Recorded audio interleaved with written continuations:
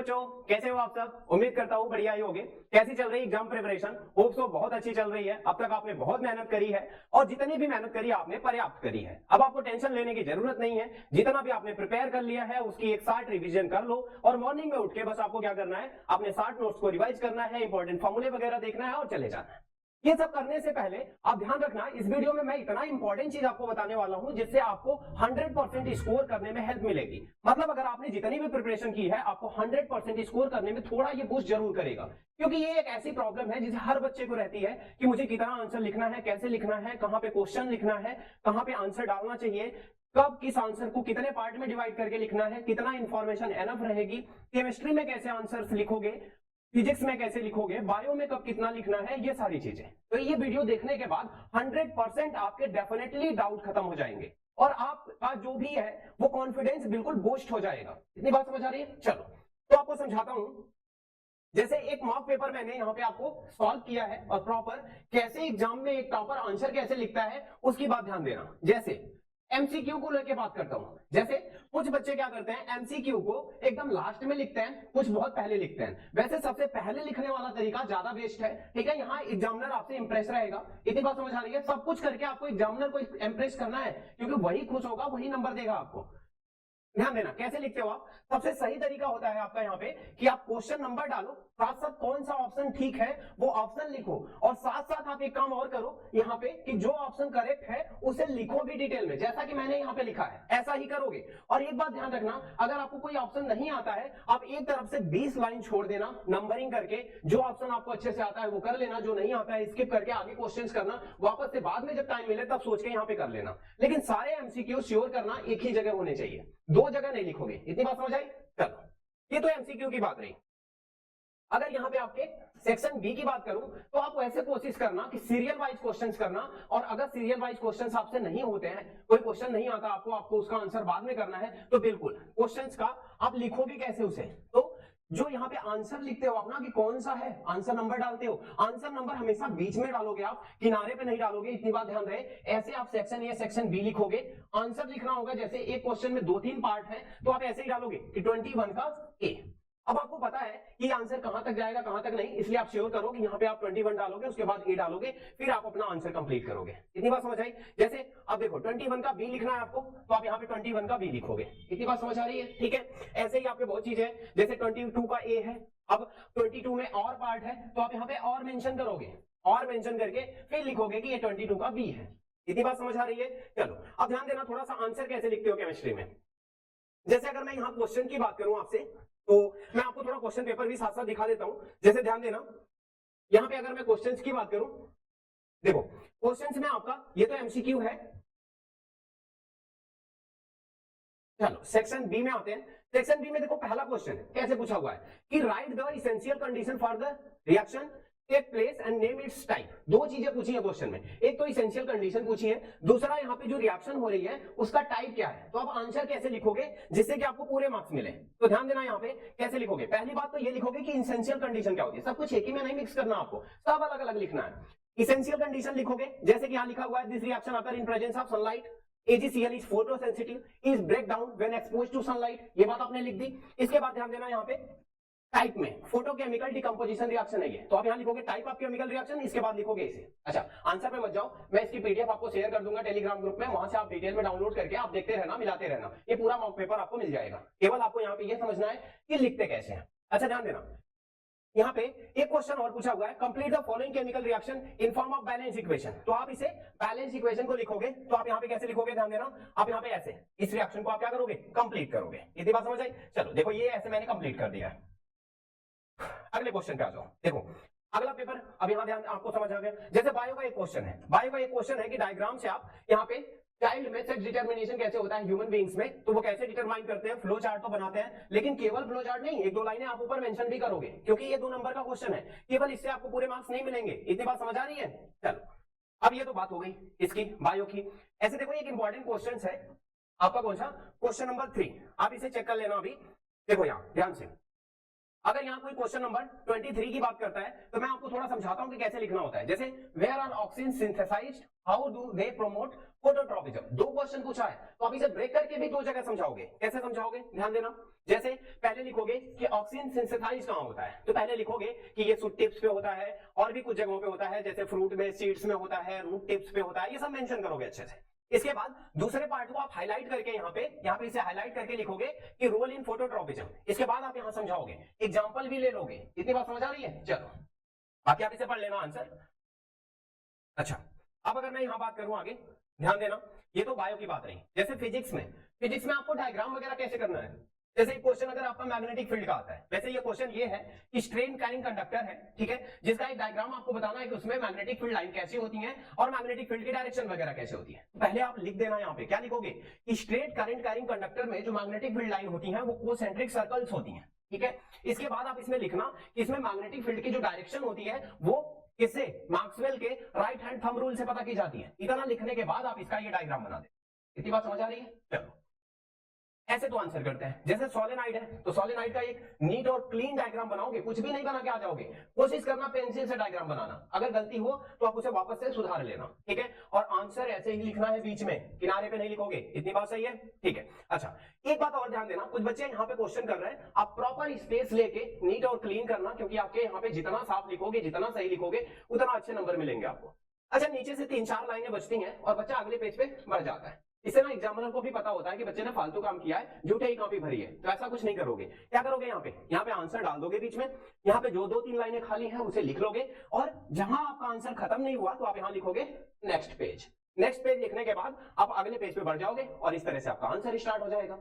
अच्छा, क्वेश्चन में आपको कुछ चीजें ध्यान रखनी है। जैसे यहाँ पे आपसे पूछा हुआ था क्वेश्चन में कि हाइपरमेट्रोपिया, उसके काज और करेक्ट कैसे करते हैं। तो क्वेश्चन में 3 क्वेश्चन पूछा हुआ है, तो पैसेज की तरह नहीं लिखोगे, डिवाइड करके पहले हाइपरमेट्रोपिया डिफाइन करोगे, काज लिखोगे, इसके बाद करेक्ट कैसे करते हैं उसे लिखोगे। इतनी बात समझ आ रही है? चलो इस देखो फिर से आंसर 26A आपका यहाँ से स्टार्ट हो गया। अब ये 26A है। इसके बाद देखो यहाँ पे आपने क्वेश्चंस करा। वैसे तो यहाँ पे आपसे पूछा गया है क्वेश्चन में कि फूड वेव और फूड चेन से ज्यादा स्टेबल कैसे है। तो आप ध्यान रखना, पहले यहाँ पे 2 पॉइंट में मैंने इन्हें अच्छे से, जो भी रीजन है आपके, पूरा पैसेज में ना लिख के आप उन्हें क्या कर देना, पॉइंट्स में कन्वर्ट कर देना और कंपेयर करना। इससे एक अच्छा आंसर बनेगा, सुंदर सा, जिससे आपको पूरे नंबर मिलेंगे। इतनी बात समझ आ रही है? चलो ध्यान देना, ये तो आपका ये वाला क्वेश्चन हो गया। इसके बाद आप यहां ध्यान देना, जैसे 27A है, ऑब्वियस सी बात है, यहां पे आपसे एक क्वेश्चन देके उसमें पूछा गया है कि ये रिएक्शन कौन सी है। तो वैसे आप रिएक्शन का नाम लिखना, जैसे थर्माइट रिएक्शन है, आपने यहाँ पे इक्वेशन लिख दी इसकी बैलेंस। इसके बाद आंसर कंप्लीट नहीं हो रहा तो आपने नेक्स्ट पेज लिख दिया। नेक्स्ट पेज पे फिर आप यहाँ पे डिफाइन कर रहे हो कि जो थर्माइट रिएक्शन है वो डिस्प्लेसमेंट रिएक्शन कैसे है, यहाँ पे बताया। फिर यूज है तो आपने यूज ऐसे हेडिंग डाल के यहाँ पे बताया। यानी 3-4 क्वेश्चन अगर एक क्वेश्चन में है तो आप उसे तोड़ के अलग अलग लाइन चेंज कर करके लिखोगे क्लियरली, बिल्कुल ठीक है। तो यहाँ पे आपके नंबर नहीं कटेंगे। इतनी बात क्लियर है? चलो इसके बाद आप ध्यान देना, जैसे 28 का एक क्वेश्चन है, एम्फोटेरिक ऑक्साइड क्या होता है, एग्जांपल के साथ समझाओ। तो बच्चे बहुत सिंपल सा काम करते हैं, एम्फोटेरिक का क्या करते हैं, डेफिनेशन लिखते हैं, साथ में जिंक ऑक्साइड, एल्यूमिनियम ऑक्साइड डाल के छोड़ देते हैं। ऐसा नहीं करना है आपको, इसे आपको दिखाना है। अब ये 3 नंबर का क्वेश्चन है, ऐसे कोई आंसर थोड़ी दे देगा आपको। ध्यान देना यहाँ पे, यहाँ पहले बताओगे रिएक्शन विद एसिड, ठीक है। तो आप जिंक ऑक्साइड की किसी एसिड से रिएक्शन करा के रिएक्शन दिखाओगे कि ये साल्ट और वाटर बनाता है। फिर ये रिएक्शन बेस से करके, ये देखो बेस से करता है तो भी साल्ट और वाटर बनाता है। तो इस तरह से रिएक्शन कंप्लीट करोगे तब आपको पूरे मार्क्स मिलेंगे, ठीक है।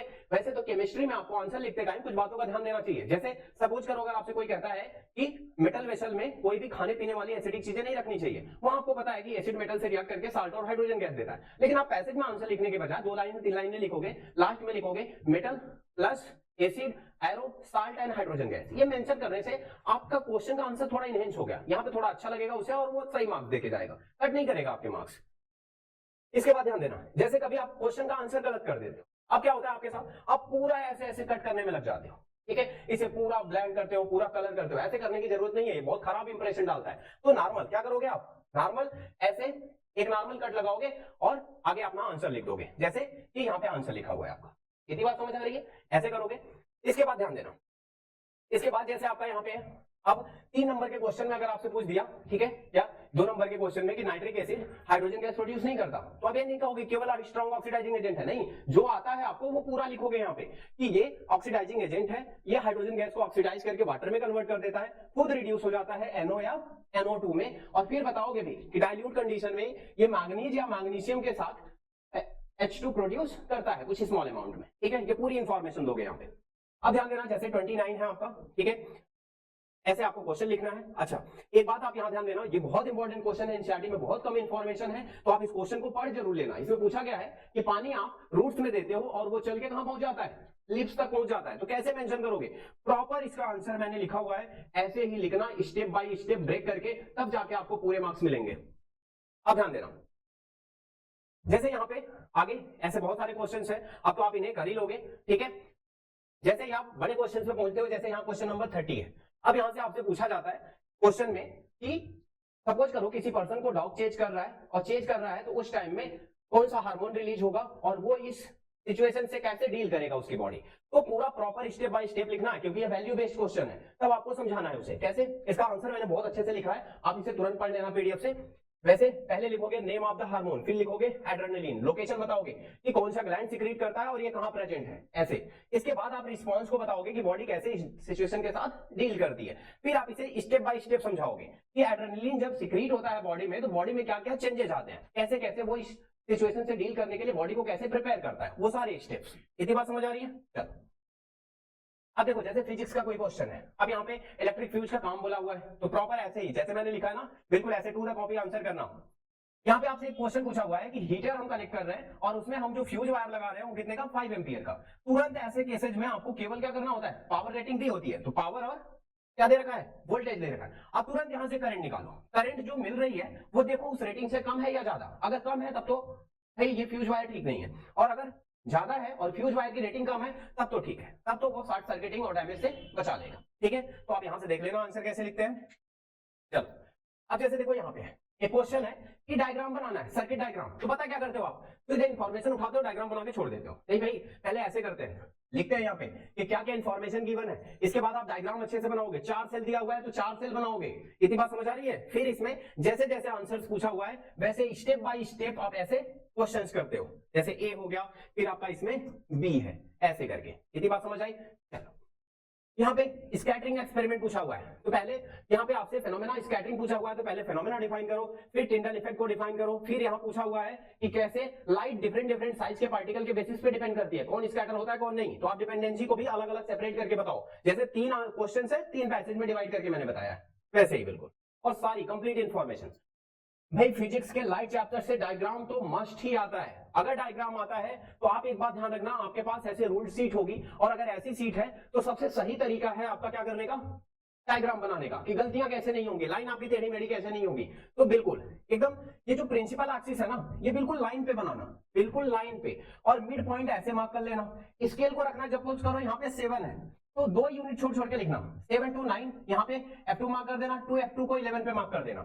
यहाँ पे देखो, यहाँ पे 7 है ना, यहाँ 5 मार्क कर देना, यहाँ पे 3 मार्क कर देना, 2 यूनिट बराबर डिस्टेंसेस पे आपके फोकस होंगे, बिल्कुल डायग्राम गलत नहीं होगा। और एक बात ध्यान रखना, ये जो लाइनें पैरेलल वगैरह खींचोगे, ये बिल्कुल जो रूल्ड सीट है आपकी, जो उसकी लाइन है उसी पे खींचना, बिल्कुल टेढ़ी मेढ़ी नहीं होगी, बिल्कुल कोई गलती नहीं होगी आपसे, ठीक है। और केयरफुली, ऐसे क्वेश्चंस में गलतियां बहुत होती हैं क्योंकि आप सही से आंसर नहीं पढ़ते हो, उसी का डायग्राम किसी में बना के आ जाते हो, तो आप यहाँ थोड़ा ध्यान रखोगे और केयरफुली 2-3 बार पढ़ोगे कि कौन सा डायग्राम बनाना है, वही बना के आओगे इसमें।